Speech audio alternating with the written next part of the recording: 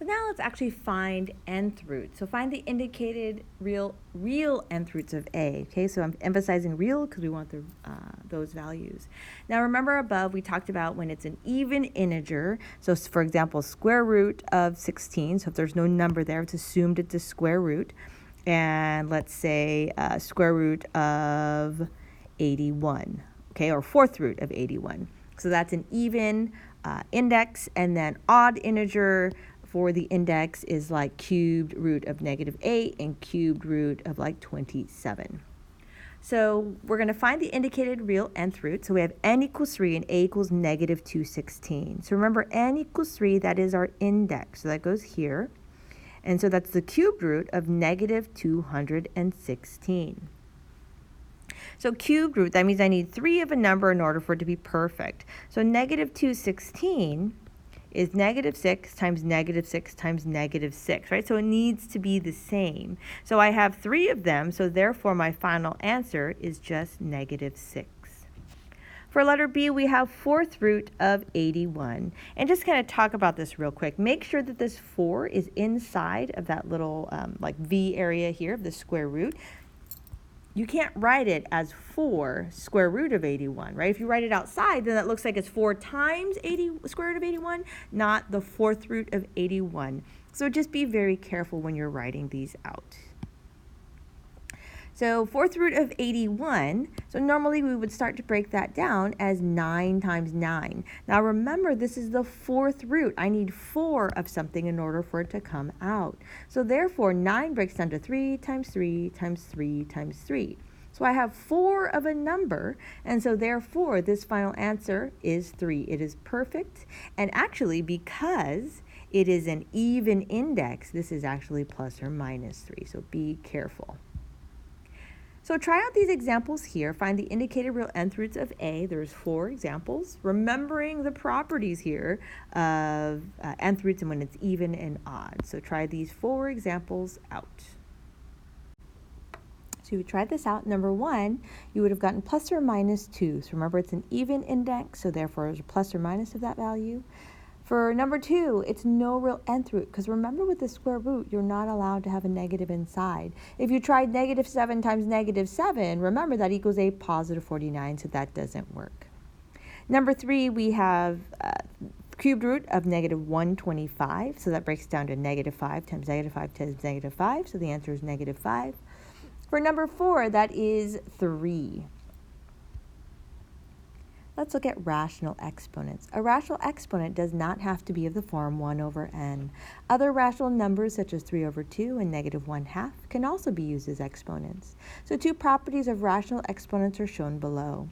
So let a raised to the 1 over n be an nth root of a, and let m be a positive integer. So what we're going to do is we're going to rewrite it. Now you see this m over n, that's really a and then m over n, like that, right? So it's a fractional exponent. So the first thing we're going to do is we're going to use the power of a power property and separate it out.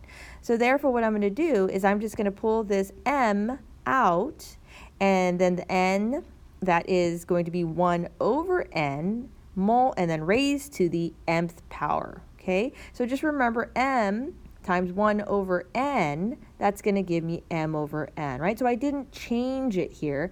I just moved things around a little bit, but it still means the same thing. Now remember that a raised to the 1 over n is our index, and it goes here in that little piece of the radical, and then it's all raised to the mth power. So the reason why it's talking about it in this way is because a lot of times you really want to do the nth root first, because that makes the number smaller, and then you use the exponent. A lot of times the exponent, if you use the exponent first, it gets way too large, and then it becomes harder to do, right? So it's just trying to make it a little nicer for us to work with. So that's how you change a raised to the m over n. We'll do some examples. Now we have a raised to the negative mn, and so remember with a negative exponent, you do the reciprocal. So we rewrite this as 1 over a raised to the m over n. Then we do the same thing that we did right over here, right, and rewriting it in this form. And so this is going to be 1 over a raised to the 1 over n, all raised to the mth power. And then n, remember n is the index, so it's the denominator of that fractional exponent. So the denominator is what goes here. It's the nth root of that radical. So then m, okay, and then we'll try these out. So that's how we rewrite it. So letter A, we have 16 raised to the 3/2. Now there's two ways that we could approach this problem. We could say this is 16 cubed and then do the 1/2. Or we could do 16 to the 1/2 and then raise it to the 3rd power. So think about which one would be the nicer one to do. So I would think this one is the nicer one because 16 to the 1/2, so thinking about 16 to the 1/2, remember that is square root of 16. Square root of 16, I can do that, hopefully in my head. Square root of 16 is 4, and then cube it, and that is 4 cubed is 4 times 4 times 4, which is 64. Now 16 to the 3rd, I would have to pull my calculator and try to figure it out, and then do the square root of that, which is a lot harder to do. So that's why here it says to do the nth root first as opposed to the exponent first. Okay, either one is acceptable, but one is just nicer than the other. So letter A, that is the answer, 64. Let's do another one. Letter B, we have 32 raised to the -3/5. So the first thing that you do is you rewrite it. That negative means that I move it to the other side of the fraction board, or take the reciprocal. So I put it down at the denominator. Then let's rewrite it. So this is going to be 32 to the 1/5, all raised to the 3rd power. Then this is 1 over, the 5 becomes the index of that radical, 5, 32, and then raised to the 3rd. The 5th through the 32, I'm hoping you're starting to recognize these numbers a little better.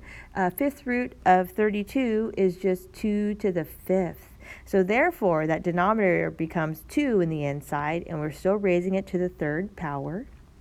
Remember that 2 to the 3rd power means I write 2 3 times, so therefore the final answer is 1 over 8. So try out these 4 examples here. Okay, for number 5, you should have gotten 32. Number 9, you should get 1 over 3. So you make it into the denominator, and then you simplify. Number 7, you would get 27. And number 8, you would have 1.